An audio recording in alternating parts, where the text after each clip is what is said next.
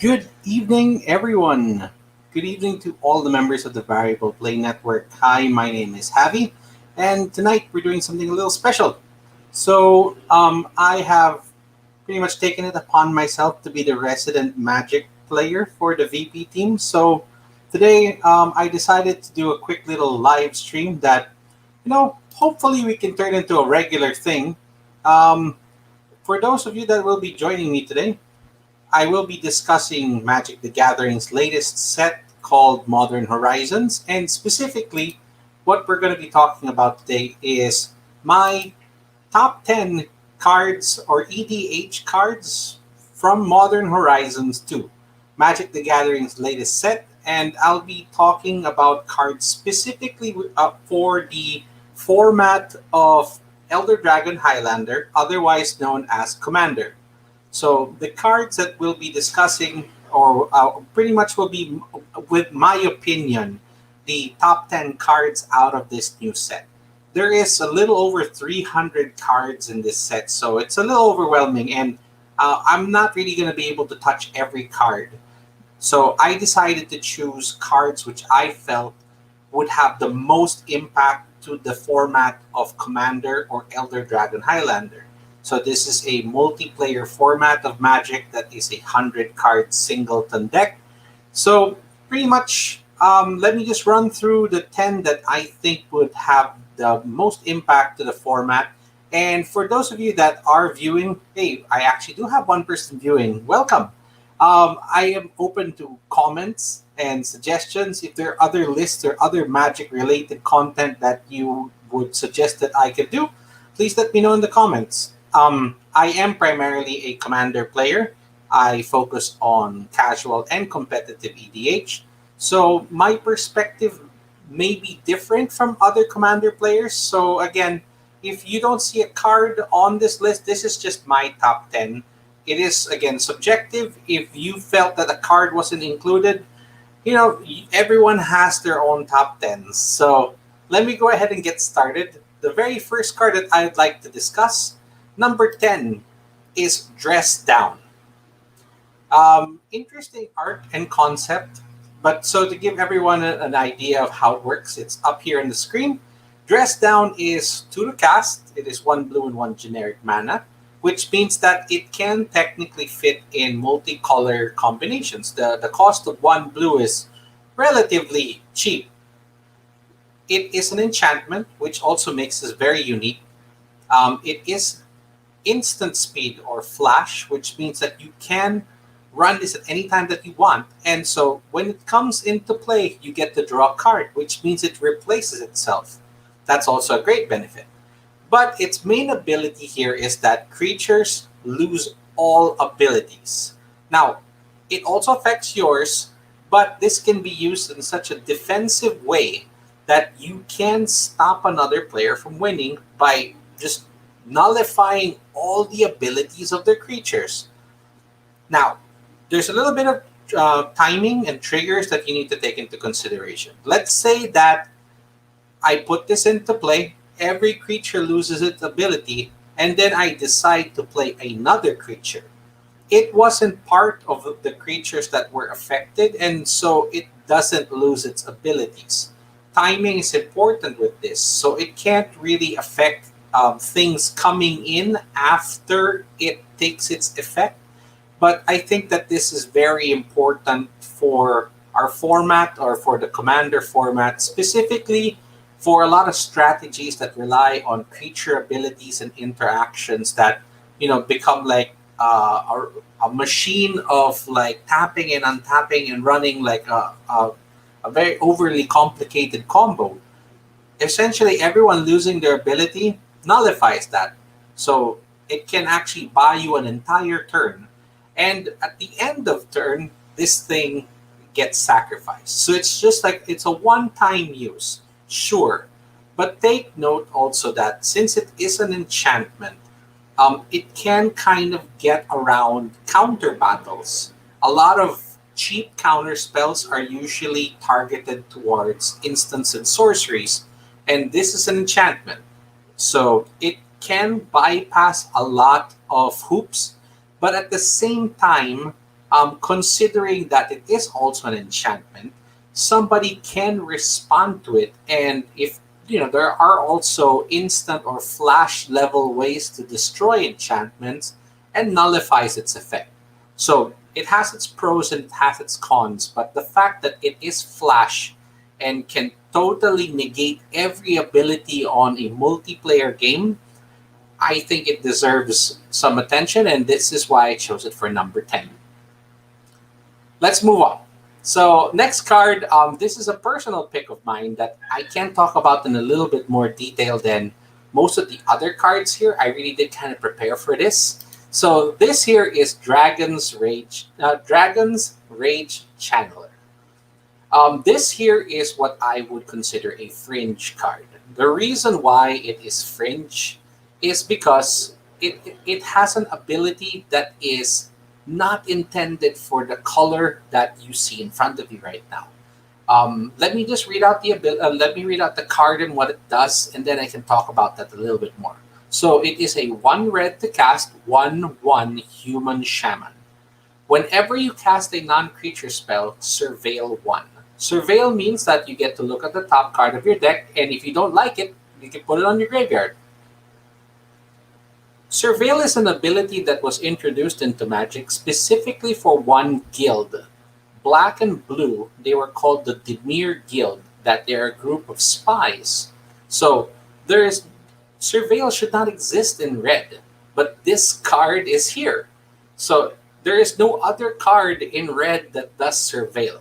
To give you a little bit of an example, this here is another card called Shenanigans. This is from the original Modern Horizons, so Modern Horizons 1. It is a red spell that has the ability Dredge. This is another fringe card because Dredge is an ability that was introduced to the Black-Green Golgari Guild. It was never designed to be in red, but they made one card that has it. So this is another attempt at a fringe card that has Surveil. The reason why this is a great card, in my opinion, is because of its ability to surveil. This works in other structures like reanimators. You can put the top card of your deck into your grave. If you manage to put some huge creature that you do want to animate, you can put it into your grave and then bring it into the game. I have a mindset that I consider the graveyard in Magic as an extension of your hand.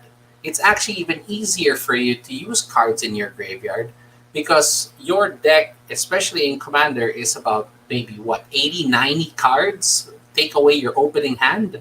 So you have to filter out through so many cards to get what you want. But if it is in your grave, it's right there and you're maybe talking 10 cards. It's a much smaller pile. And this fuels that. The only drawback that I can see from this is the second half of the card that has an ability called Delirium.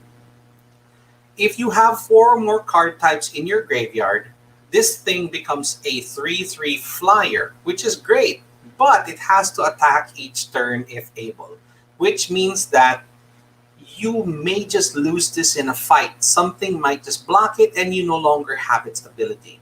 If they took out that one sentence or that closing sentence that says it has to attack each combat, this would be an amazing card. But if you get past one turn of using it, it could potentially die. Having it become flying makes it great for evasion. You can probably get a few hits into players that don't have flying creatures, but it is kind of setting itself up for death. Now, the reason why this is also a really good card to look into is because of one of the most prevalent combos that is running in Commander right now. This here is the Underworld Breach combo. Underworld Breach allows you to play cards from your graveyard at the cost of throwing away 3 cards in your graveyard. People have come up with a loop using Lion's Eye Diamond, essentially making infinite mana. But how do you fuel your graveyard? by using effects like Brain Freeze that will put cards from your library into your graveyard. You're doing it to yourself and building up a storm count, and eventually you can use Brain Freeze on your opponents. This entire combo, it can go infinite basically, or take out all players, but requires that you keep casting cards from your graveyard and you have to keep giving up 3 cards at a time. Using the Channeler's Surveil ability, you can keep putting cards into your graveyard. Essentially, this is sculpting the cards that you need without having to look for them in your library anymore. I think that it's a great card for builds that really require you to manipulate the top of your library, like Future Sight builds, Bola Citadel builds, Reanimators. It has a lot of flexibility, and the fact that it can become a 3/3 flying attacker, I think, is also a great touch. So, this is my number 9, and the only reason why it's not higher is because of that attacks each turn if able, that you may not be able to use it to its full potential. So I see a lot of value, I see a lot of potential, but there is a drawback that may not work for everyone. So number 9, Dragon's Rage Channeler. Let's move to number 7. This here is Endurance. Endurance is a 3 that is 1 colorless and 2 green, so it's 3 to cast, and it is a 3/4. Not bad. It has Flash, which means that you can cast it at instant speed. It has Reach, which means it can block flyers. So going back to the Channeler, once it becomes a 3/3 flyer, this can take it out of the air basically. But what's really important about Endurance is that when it comes into the game, up to 1 target player puts all cards from their graveyard on the bottom of their library in a random order. Remember what I was talking about earlier. One of the most prevalent and overly abused combos in Commander right now is Underworld Breach, and it allows you to play cards from your graveyard. I run so much cards that manipulate and use things from the graveyard because I treat it as an extension of my hand when I play. This negates it completely. This is some great graveyard hate. And what makes it worse, aside from being Flash, is that it has an ability called Evoke. You can just give up a green card from your hand, and this will come into the game. Okay, Evoke also means that it will just die, but you still get the effect of making someone shuffle the cards from their graveyard back into their library. People might see that as, why do you want to give your opponent their cards back? In the game of Commander, or even in other builds like Animator builds in Modern or Legacy, the graveyard is so important. And having something like this just messes up a player's plans so bad. It can set them back all the way to the start of the game. And pretty much what they were building up to is gone. So there's so much potential here. I would have maybe put it higher, but again, it's very focused on graveyard hate. It's a 3/4 with Reach. I mean, that's nothing really explosive, but it's the fact that it can affect some of the most widely used graveyard builds in Commander or in Magic. This was designed for Modern, which is another format, and they also pretty much run Animator builds as well. I think that the Living End combo was super prevalent in Modern for a time, and it might make a comeback. At least there's this to stop it. So that is number 7. That is Endurance. Let's move to number 6. Number 6 is a card called Suspend. So this takes the ability that is known as Suspend and made it into an actual card. It is 1 blue to cast. It is an instant. Exile target creature and put 2 time counters on it. Exile means that it is removed from the game. And every upkeep, a time counter is removed. Once the second time counter is removed, the creature comes back in. So it's a delay effect. Pretty much, you can get rid of something for 2 turns and it will come back. Why is that important? Let's say you're doing this defensively. You can save a creature of your own by putting it out of the game for 2 turns and it will come back. It may not be safe for it at a particular time. Now, you can also use it on your opponent. Let's say that they need a creature in order for them to run this machine that will pull off some kind of infinite combo. Now they can't because it's gone for 2 turns, which buys the entire table time to deal with the situation. If you use this on your opponent's commander, they can simply put it back in their command zone. But it does add the tax of 2 more colorless if they decide to cast it. They get nothing out of that. The commander is still out of the game. So they could also just have it sit out for 2 turns and come back in. But essentially, this buys players time. It's one target and it's a delay effect. It's not as strong as some other cards, which is permanent removal. But I think that for 1 blue, and that the fact that you can use it defensively to save your own creatures makes it a very versatile tool, and that's why I decided to add it into this list. Next, let's go to number 6. Okay, so yeah, 10, 9, 8. Yeah, number 6. So this is the Ignoble Hierarchy. It is 1 green to cast. It is a Goblin Shaman. It's 0/1. Looking at this card, it may not be what everyone would consider to be a great card. But in Commander, having what is known as mana dorks, mana producing creatures, this color specifically of black, red, and green hasn't really had like their own mana dork per se until now. This here is sort of like a reimagining of a previously known card. This is the Noble Hierarchy. This came out years ago and produces green, white, and blue. Essentially, they made the exact same card, but just producing different colors.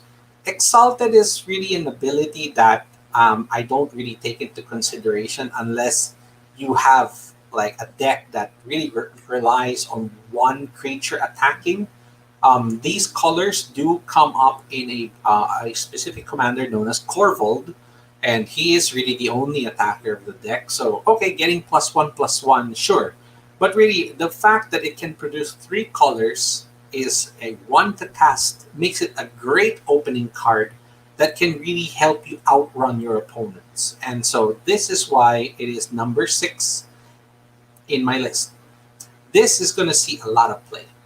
A lot of, especially even into 5-color commander decks that need a lot of color fixing, the fact that this guy can make 3 colors makes a big difference. So let's move on. Number 5. This is Ragavan. A lot of people actually have this marked up much higher. I see it really more of a mid-level for a few reasons. So Ragavan is a 1 red to cast, 2/1 monkey pirate. Yes, it is a monkey pirate. So this is actually an old card, but it was brought back into Magic with a reimagined card and ability. So let me just show you what it does. So it's a legendary creature, which means that this can even be your commander. You can have a deck that is led by a monkey pirate. Whenever he deals combat damage to a player, you get a treasure token. A treasure token is pretty much just 1 free mana of any color, and then you get to exile the top card of that player's library, and until end of turn, you may cast the card. So cast is also very specific, so if you get a land from your opponent, you cannot play it. But how do you cast it? That's where the treasure also comes in. He essentially steals cards from your opponents, and 1 to cast 2/1 It's not bad. I mean, he can die pretty quickly from a single block, but also, if your opponents don't really have a good board state to start the game, you can steal a lot of cards from them.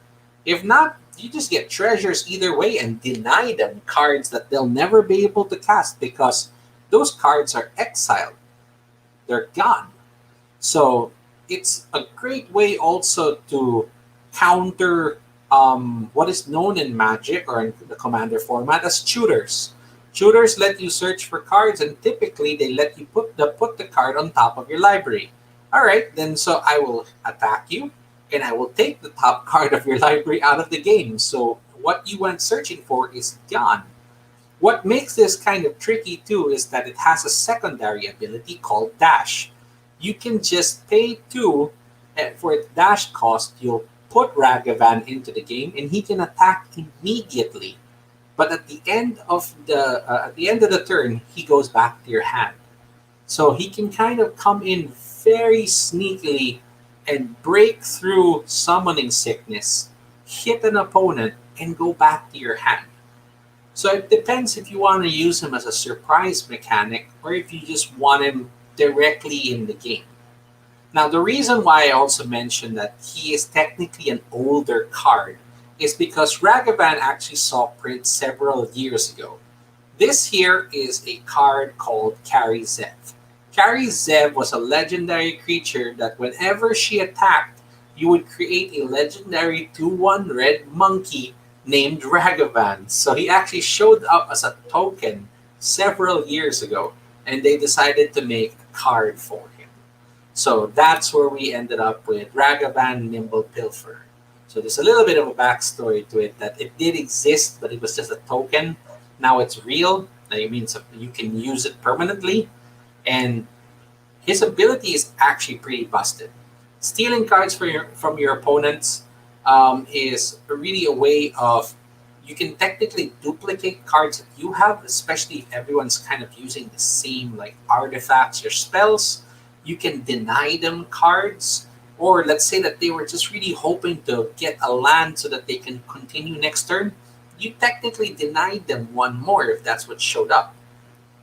This works great with other builds that are currently out there that they're not that competitive or widely used, like the monkeys or pirates.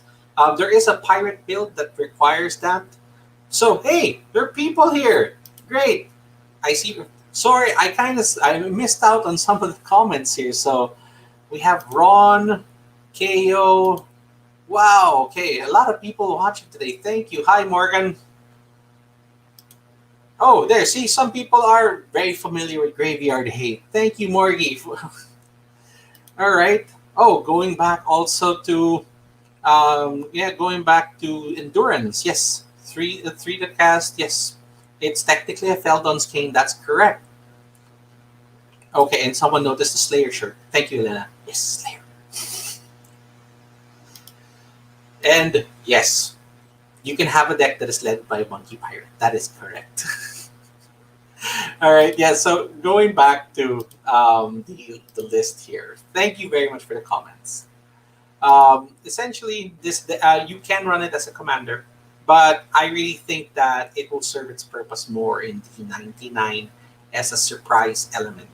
There are players that really run a very limited amount of creatures, and this can just swing out to them and you can get free cards. So it's great. So that was my number 5. Okay, let's go to number 6. 6, 7, 8. Yeah, so okay. Number 6 is Void Mirror. It is a 2-cast artifact, which means that it doesn't really do anything. It just sits there. And its ability reads as follows. Whenever a player casts a spell, if no colored mana was spent to cast it, counter that spell. So if anything was put into the game for free, meaning 0 to cast artifacts, you didn't spend anything on it, it is countered.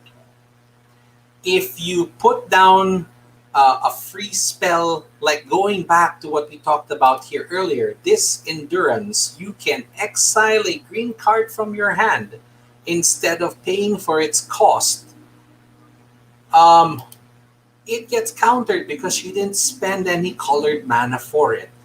This is a great way of protecting yourself from free spells.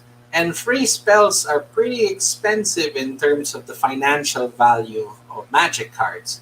So this is going for under $2 and negates cards that are $30 and above. If you don't spend a single colored mana for that spell, it is effectively countered, which means that even artifacts that just are full colorless paid, there is no colored mana spent to cast it. It is immediately countered. This is a great way to control decks that build massive amounts of colored mana or that just play some of the biggest colorless creatures.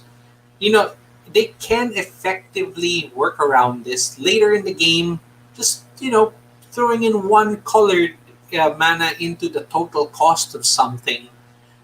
It won't last, but it's a great way to control the start of the game. And once people start going into free spells, they're really gonna hate this. So that's why this made it above my list. I like playing control, and I really see the value in hosing down free spells. So this is my number 6. Oh wait, no, sorry. What number am I at? Yeah, wait. So 10, 9, 8, 7, 6. Oh no, this is already number 4. Okay, yeah, we're going towards like the top. Sorry, yeah. So this is number 4. Ragavan was 5. All right, moving on. Next card is Orza Saga. This is a very unique card. If for those of you who are like old school Magic players, you're probably looking at this card wondering what the hell is it. So they did introduce a card type that was a saga, and it is an enchantment. It goes through several phases with these Roman numeral numbers on them, and essentially once it goes through the saga, it is destroyed. What makes this very unique is that sagas are enchantments. This is an enchantment land. This is the very first time that they've ever combined the two types. And then also, they gave it a subtype called Orza Saga. It's not just a saga card. It is a very specific Orza Saga. Who is Orza? You gotta go back all the way to the origins of Magic. He's one of the OG characters of Magic's lore. So, this guy has produced or has been behind some of the best storylines of Magic, specifically the Brothers' War, and pretty much, I think, majority of the Dominaria storyline, which is the original Magic storyline. Oh, more comments. Yes, playing a control deck. Oh, well, I wouldn't compare it to a Euro, but sure. if you think so. All right, well, thank you. Yes, well, control is very important. And I think that a lot of players tend to want to just have like the big beefy creatures and just smash face. And I kind of lean more towards control and also, well, specifically combo. I am a combo player. A lot of people may scoff at that, but that's really how I play Magic. So going back to this card, Ursa Saga goes through three storylines here. So yep, Urza and Misha story. Yes, the brothers' war. Yes, one of the original storylines. So this actually runs through 3 phases of that. So the very first one here is the Urza Saga begins that this land is able to produce colorless mana. That diamond symbol just means colorless. They did change that for some of the old school players. Its second stage here, or the second chapter of the saga, is that Urza is able to, or the land itself, you can pay 2 and tap it to create a 0/0 colorless artifact construct that gets +1/+1 for each artifact you control. So in the story, Urza did create a construct which is later known to be, or it was later named as Karn the Silver Golem. So This is pretty much like the beginnings of Karn, that you are able to create a colorless construct that is as strong as the number of artifacts you have. And the final step here is that on the third step, you will pretty much sacrifice this land. But you can search your library for an artifact with cost 0 or 1 and put it directly into the game. So it actually even just casts that card for free. This is amazing because it is a land, it is uncounterable, and eventually will go look for a free artifact. Now, there isn't really much like amazing game breaking artifacts at 0 or 1 cost, but you'd be surprised that there are existing combos that do need that. Or, if you're falling behind and you don't have that soul ring or mana crypt, this can go fetch it and put it right into the game. The fact that it also kind of goes to cost 0 and 1 makes it specific that you can't pull out cards that just have an X on it, because that isn't a cost of 0 or 1. That is a converted cost. But I think that this is really good because it is a land that eventually lets you look for an artifact which costs 0 or 1. So you can go look for a mana rock or a piece that you need as the game progresses. This is 3 turns. At that point, you still need land. You should be well ahead, or may have played 2 more lands. So you're kind of in a good place, even if you lose this and you get to replace it essentially with something from your library. So that's why this made it to number 3 on my top 10 list, Orza Saga. I think for most of the cards on the list, this is the highest priced one because it is seeing play in every format of Magic, and Commander will definitely benefit from it. Maybe not as much as Modern, because they can have 4 copies of this thing while we can only have 1. But I see so much potential in it. Now, let's go to number 2. Number 2 is Esper Sentinel. It is a 1 to cast, 1/1 human soldier. But wait, it is also an artifact creature. Now, there is a lot of hate for artifacts. They're very easy to break. A 1/1 is also very easy to kill. It's not, it's not the most impressive card out there. But what makes it great is that whenever an opponent casts their first non-creature spell each turn, which means that this in a multiplayer game can happen on everyone's turn. That's 4 different players. So the turn you play it, someone might cast something, and you could potentially draw, which means in a full round, you could potentially draw up to 4 cards. And this is in white. White is the most underpowered, struggling color in Magic's color pie. And this is one step towards the right direction of giving them the ability to draw cards. There are other cards in white that do help draw, but the cost is pretty significant. The next one that comes to mind is a card called Mangara. He costs 4, which means that you don't get to put him out as early as turn 1. This is a great way to keep up pace with faster decks. This is equivalent to other drawing effects like Mystic Remora in blue, but that eventually will break because it has an upkeep cost. Ristic Study in blue as well costs 3. It lets you draw every time someone plays a spell. It taxes them. This is essentially also a tax.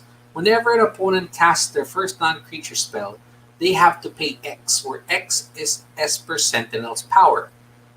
It's in white, which is a color also known for equipment and building up creatures' power, which means that you can essentially turn the tax up on your opponents and draw more cards. This guy may not make it to the mid or end game really. As a 1/1, he might just die to a single board sweep. But you can definitely get your advantage and get the cards that you need just by having him in play in the early stages. Like, you cannot go wrong with this guy. And the opening price of this card really also tells you how important or how valued it is right now. So this is my number 2 from my top 10, Esper Sentinel. Let's move to my number one. My number one card for the Commander format that came from Modern Horizons 2 is the Dotty Voidwalker. Dotty Voidwalker is 2 black to cast. It is a rogue. It is a 3/2. It's not legendary, which means that in other formats like Modern, they could have more than one of it. It brings back a very old mechanic called Shadow, which was introduced all the way in the Tempest block, which is, I'm going to say, roughly around like the 96, 95, 90, 1995, 1996. I can't remember just really how old Tempest is, but Shadow was an effect that essentially made creatures unblockable except to other creatures with Shadow. Like they could only interact with each other. So this guy is essentially unblockable because no one else really plays Shadow, and players will not want their Dotty Voidwalkers to die to each other. They're not going to block each other. Trust me. It's not going to happen. Now, remember a couple of numbers back when I was talking about Graveyard Hate and also how so much of Commander right now relies on your graveyard. Dotty Voidwalker's ability says that if a card would be put into an opponent's graveyard from anywhere, which means if a card comes from your hand, from play, if it gets milled from the top of your library into your grave, if it comes from anywhere, it gets removed from the game with a void counter on it. That's permanent. You're not getting the card back. This can essentially wipe out players' decks if you just combine it with other abilities. Magic has effects known as the wheels: Wheel of Fortune, Wheel of Fate, Windfall, that all players will throw their hand of cards away and draw a new set of cards. But when they throw those cards away, they're gone forever. This is a great way to control any game by denying your opponent cards. You're not losing any cards because the wording of this is whenever a card would be put into an opponent's graveyard, it breaks parity. You're not affected by what it does. And to top it all off, it has a third ability. You can tap him and sacrifice him. Choose an exiled card an opponent owns with a void counter on it. You may play it this turn without paying its cost. So if you took away a card from an opponent that cost, I don't know, 20, 30 mana, let's say you got an Eldrazi, which is like 12, I think is the most expensive one to cast, you can just tap this guy, sacrifice him, and cast that card for free. That is levels upon levels upon levels of busted. Free spells, again, well, going back to Void Mirror, that would stop it. So at least there are cards in this set that are meant to negate one another. But this guy is unblockable, which puts him in other lists that require you to hit your opponent. Oh, yeah, comment, yes. Yes, 2-drop, 3/2 shadow. Yes, you are right. So he is essentially unblockable. So builds that require you to hit opponents for effects to happen, like to draw cards, or you get to, whenever you hit an opponent, you get the top card of their library or something like that. He's pretty much unblockable. Next, he's Graveyard Hate on a stick. While he stands there and does nothing, whenever you put a card into your grave, it's gone forever. And then, thirdly, whenever those cards go away into oblivion, he can pick one up and cast it without paying its cost. So there are cards in Magic that have such high mana costs because of the effects that they do. There is a spell that costs around, I think, 10 or 12 that lets you take 2 extra turns. This guy, if he takes it, let's say from forcing an opponent to discard, can sacrifice himself and essentially play it without paying any cost. That is busted. And that's why he's number one. This card is format breaking. Yes, free cast Ugin. That is correct. Any card that this guy takes away from your opponents, he can pretty much play for free. Now, you won't have him anymore. He has to sacrifice himself. Okay, but remember how I said that a graveyard is an extension of your hand? This guy can easily be reanimated back into the game. Thank you. Noted. Thank you for the comment. So, this guy is number one for me in a way that if you're not playing black in Magic, or if you have a lot of creature hate, he may not be a problem to you. You could just shoot him down. There are other creatures that recently came out, like the Hull Breacher, that is a 3/2 creature as well. An opposition agent, which takes away tutoring from opponents. So something, Hull Breacher took away draw. The opposition agent took away tutoring or searching your library. Now this takes away grave, but they all have 2 toughness. There are ways around it that these guys can be eliminated, but the impact that they can have is massive. And this is going to lead towards a lot of decks having to shift towards multicolor just so that they can include black.